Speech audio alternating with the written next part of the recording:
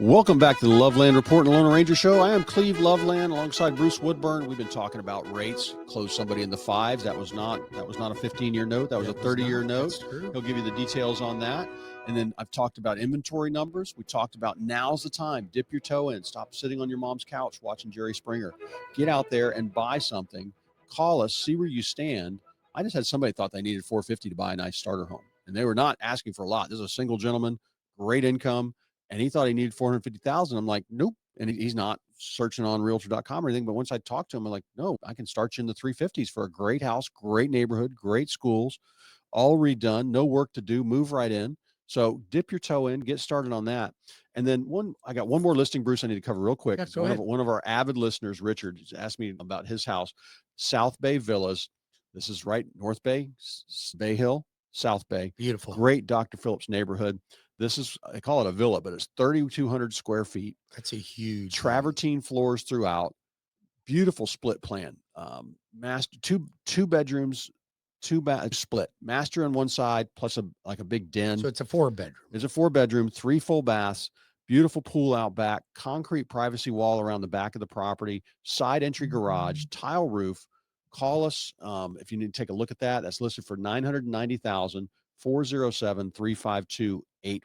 I want to jump into one thing here, Bruce. How many rentals should somebody have? As many as you can get. I think, until you're about 50, 55. Yes, and then you got to work on paying them down. Like, I'm buying more rentals. I'm not leapfrogging. I use equity in my house to buy a rental, but I'm working on paying down mortgages. But I do want to acquire a couple more rentals just because I want to complete my portfolio. And I know we are at a pause in the market where prices are not shooting up.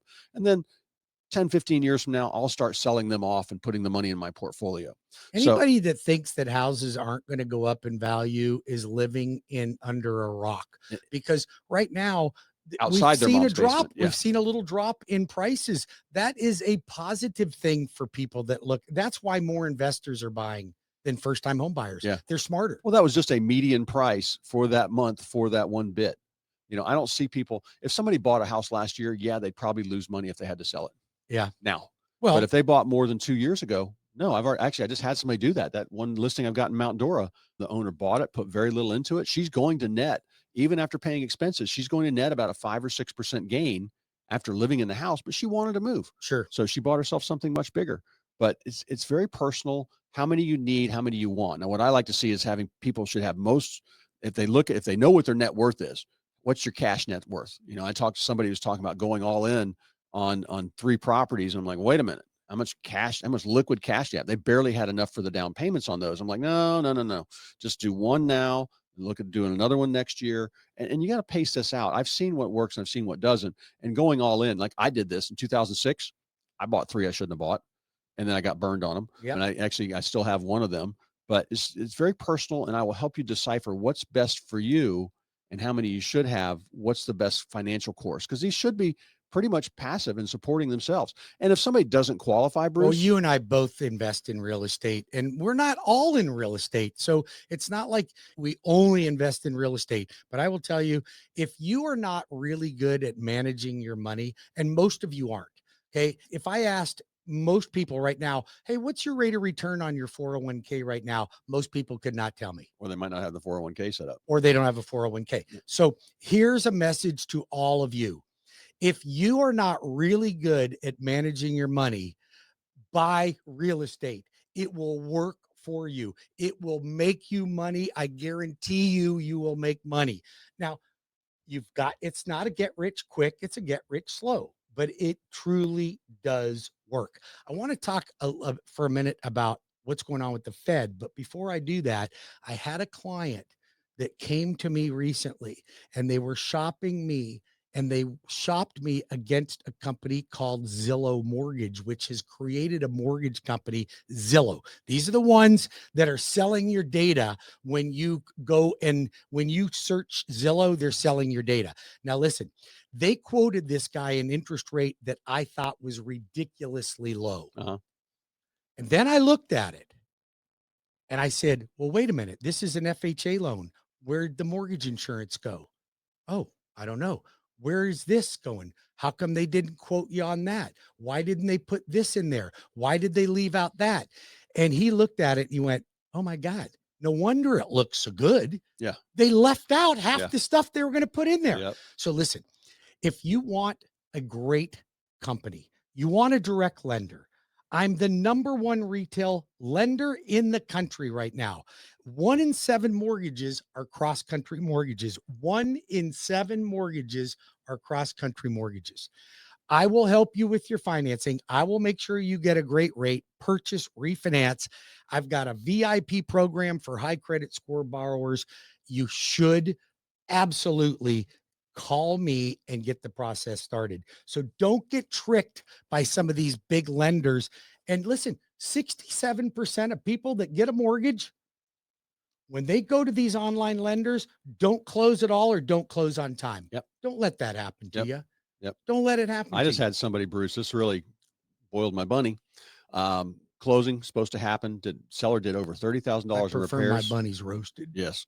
Well, this one, $30,000 in repairs. Seller said, okay. I said, look, we got to do this. It's an insurance problem. You got to do these repairs. So we said, okay. We get to closing. We're ready to go. Loan's ready. Buyer's ready. Buyer says, oh, wait a minute. I want down payment assistance now. I need a 30-day extension. I said, hell no, because our seller agreed to this. They got to pay the contractor. I also checked the market. I could put the house back on the market and probably get the seller more money now. I had multiple offers when we started. Wow. So I told that realtor, the buyer's going to lose their deposit. We don't know. And on DPA, I've been hung out to dry by them. You can't get an answer on what's going on. You can call down there. It's regular DPA. And they might and think it is. And I'm like, and they said, oh, we're going to get $50,000. I'm like, that's not our problem. You should have thought of that up front, because I would take it had to be disclosed in the pre-approval too. Yeah. And it's not. So they never said anything about it. I said, no, we're not changing. You're going to lose your deposit, close this Friday, or you're done. So this is what's important about having.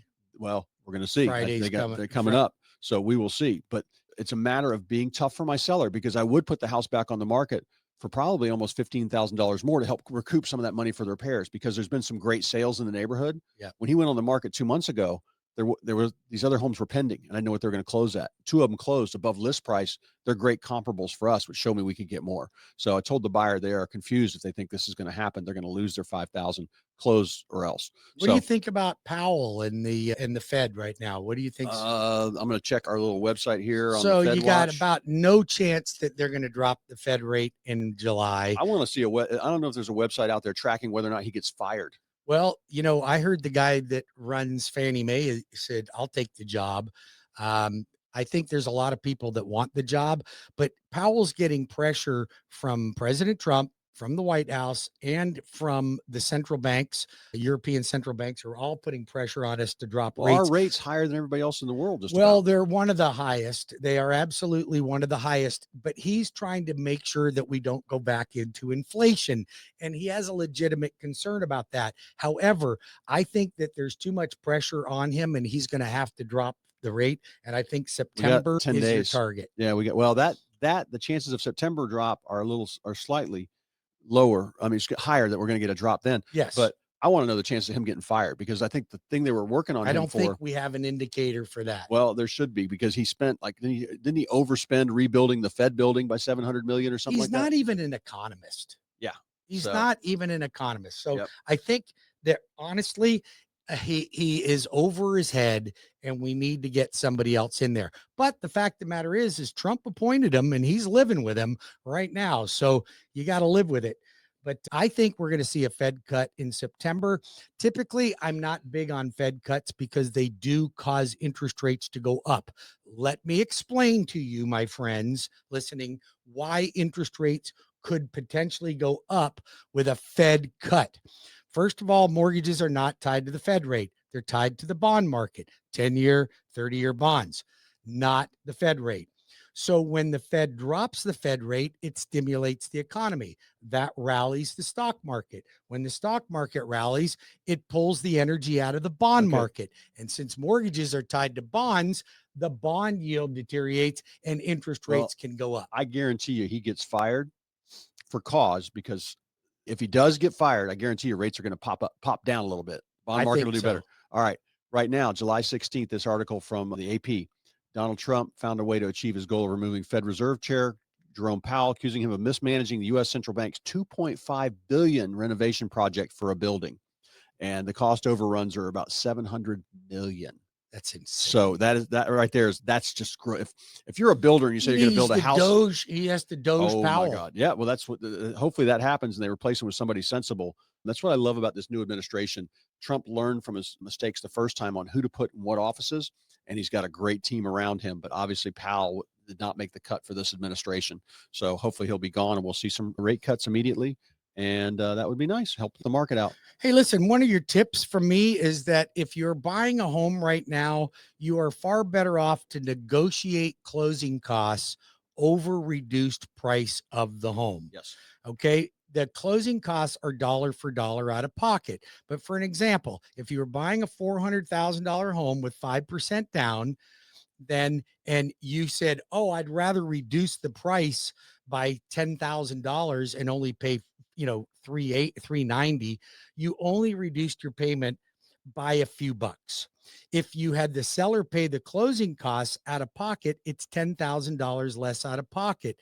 It's so much better to negotiate closing costs than it is to reduce your price. Now, I'm not saying don't reduce the price as well. I'm just saying you're going to get dollar for dollar better if you ask for closing costs. And right now, with sales being down and prices dropping, you should be able to negotiate a deal with the seller. Call the loan arranger. Call Cleve Loveland. Cleve can be reached at 407-352-8118. My name's Bruce Woodburn. I'm the loan arranger. I guarantee you, you will not find a mortgage lender that has more experience and more of an advocate for his buyers. I am there for you. I am totally invested in making sure that you get the best deal as well. I want to make sure that you have a great situation, that you have a great opportunity, that you make money on your purchase. Cleve and I love it when our clients make money. Call me now. You can reach me at 407-250-9144. That's 407-250-9144, or WeBringYouHome.com. And by the way, I'll be sponsoring the K92.3 All-Star Jam again this year on August the 17th. So all right. I'll have that'll be the Loan Arranger stage. All right. And then I get an open house emails all the time, Bruce, asking me, do open houses sell homes? And what sells homes 99.9% of the time is being in the MLS. And pricing it right. Well, and market position and all the things that come into play. How does it look and all that? But the MLS is what works, Bruce. If I had back all the money I'd spent on billboards, on extra advertising, on target marketing to Europe, on target marketing to Northerners, bus benches, pay-per-click, all that stuff trying to advertise my listings. If I had that back, I'd have a couple Bentleys in my garage. But the open house is a way I use that for my agents when they're not busy. I say, you need to go sit in an open house, meet some buyers and help them out. But one thing does happen. I don't mind doing them, but it's not the way that usually sells the home. The odds of most people, just like my sign calls, when I get a call on a house or somebody pulls it up on realtor.com, they usually are calling above what they aren't pre-qualified yet. They're starting the process. Once I narrow the picture down of what they can afford, where they actually want to be, we end up at a different house. Sure. So odds are open house is not going to sell your home. That's why they only make the seller feel like the realtor's doing something. Yeah, there's somebody there. There might be activity. There's some balloons on the mailbox, but that's not what does it. You need a good realtor guiding you, marketing the home, talking to other realtors about it, and then get the MLS. And we do marketing. I mean, what other real estate agents preview their listings on the air? And we have hundreds of people listening to this show. What other realtor, thousands, I mean, at one particular second. Yeah. Right. So we have a lot of listeners listening to these shows, and Cleve Loveland previews your listing on the air. And so if you need help with your real estate plan, 407-352-8118. I will be working all weekend, Bruce. So will I. 407-250-9144 or WeBringYouHome.com. I guarantee you'll never be disappointed choosing the Loan Arranger for your financing. Bruce Woodburn, CrossCountry Mortgage, again, 407-250-9144 or WeBringYouHome.com. Cleve Loveland will be working this weekend. He's got buyer's agents out, and he can also be reached at 407-352-8118. God bless. Thanks for listening to the show.